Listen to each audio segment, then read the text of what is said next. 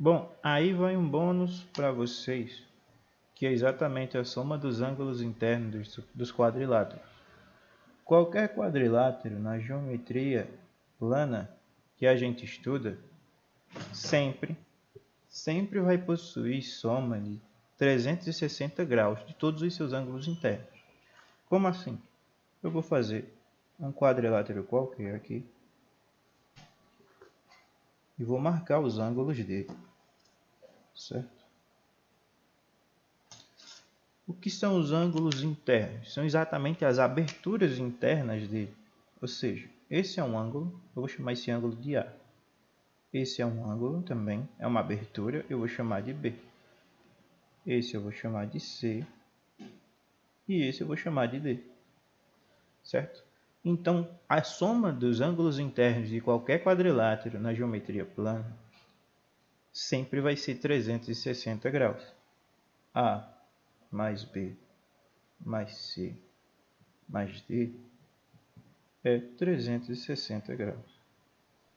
Isso vem de onde? Isso vem do fato da soma dos ângulos internos de um triângulo ser 180 graus, a metade de 360.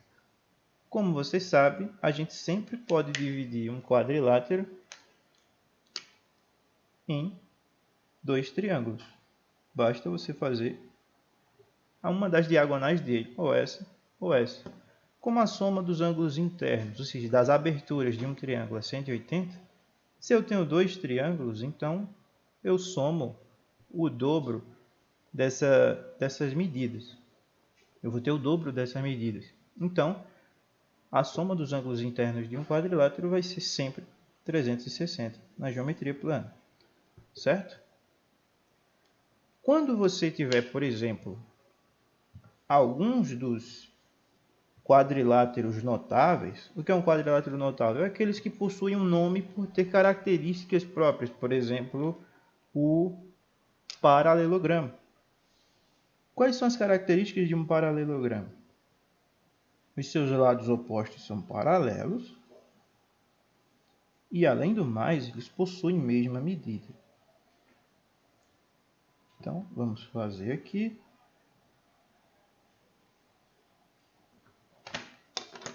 Esse é um paralelogramo.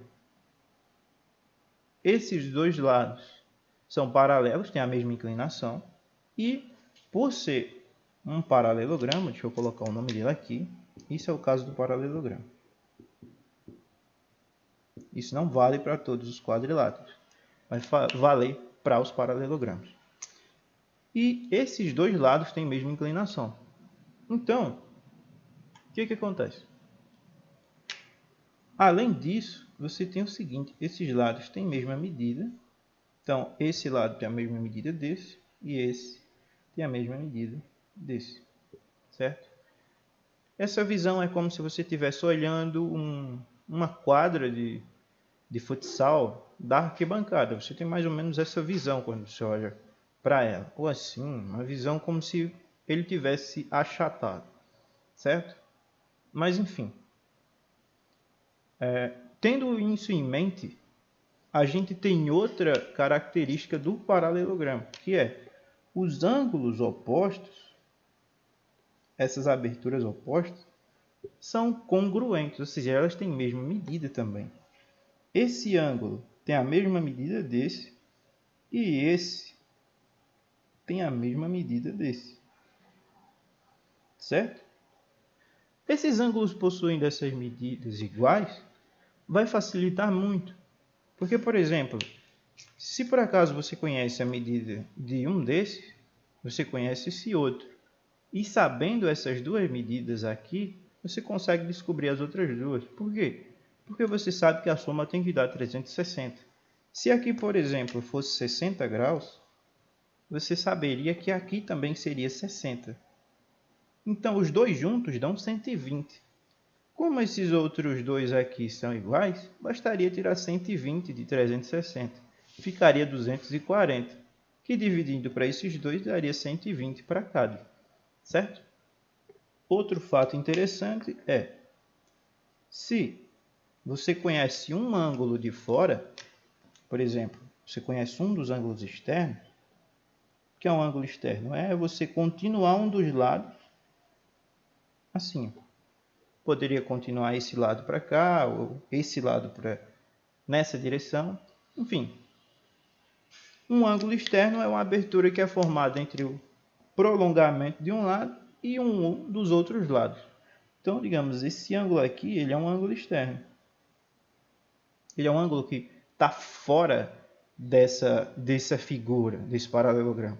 Se ele está fora, ele é externo. Esses que estão dentro, os vermelhos, são internos. Esse azul aqui, ele é externo, de um ângulo externo. Se a gente conhecer ele, a gente também vai saber esse. Por quê? Porque esse ângulo é um ângulo de meia volta. E um ângulo de meia volta é 180 graus.